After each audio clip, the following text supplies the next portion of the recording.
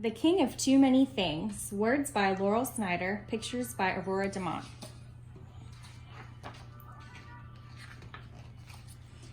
Once upon a time, in a small kingdom with an even smaller king, Jasper had a good thing going. It was fun being the king.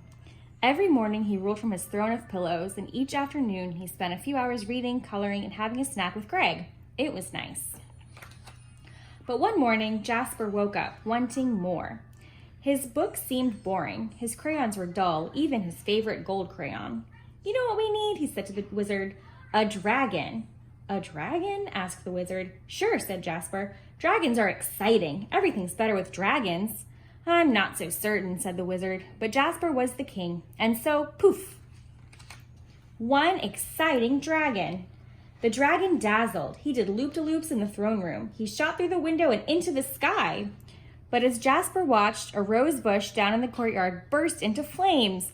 Suddenly, there were tiny fires everywhere. "Yikes!" Jasper shouted, dashing outside. "This is not what I meant by exciting. Do something. Turn him off." "Sorry," said the wizard. "I don't know how to turn off a dragon." Jasper stared at the flames. Then he snapped his fingers. "I know! Robots!" "Robots?" asked the wizard. "Robots will stomp out the fires," said Jasper. "Robots will save the day. Robots will be terrific." "I'm not so certain," said the wizard. But Jasper was the king, and so, poof! 2 terrific robots. The robots did put out the fires. They also trudged and trampled everything in sight. Small children ran away in fear. "These robots are a problem," cried Jasper. "Try something else." "Like what?" asked the wizard. "Superheroes," said Jasper. "Superheroes?" asked the wizard. Jasper nodded. "Superheroes can fix anything. They're super." "I'm not so certain," said the wizard. But Jasper was the king, and so, poof! 3 superheroes. "Catch that dragon," said Jasper. "Stop these robots." The superheroes tied up the robots. They put the dragon on a handy leash. They even took Jasper for a ride. But when the kids of the kingdom saw Jasper flying, they wanted a ride too.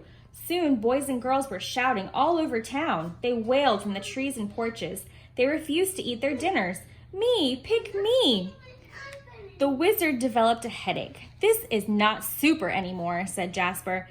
"Now what?" "Don't look at me," replied the wizard. "You're the king." "I know. Kittens." "Kittens?" asked the wizard. "Everyone loves kittens," says Jasper. "Kittens will stop the wailing. We need kittens." "Couldn't we just put everyone in timeout?" asked the wizard. Jasper shook his head. "Kittens," he insisted.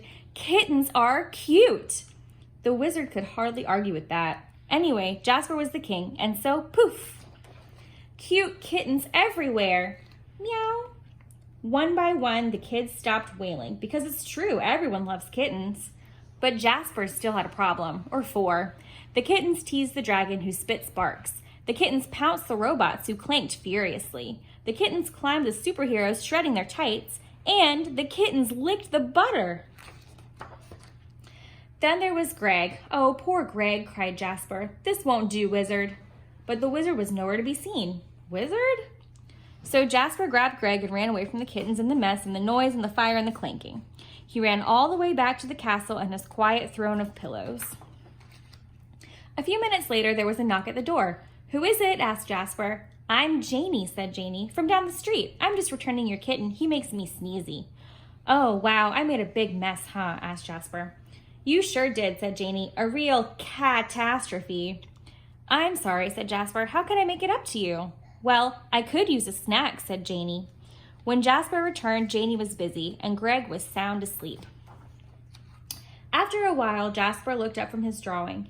"Hey," he said, "this is nice." "It is nice," said Janie, "but do you know what might have been even nicer?" Jasper shook his head emphatically.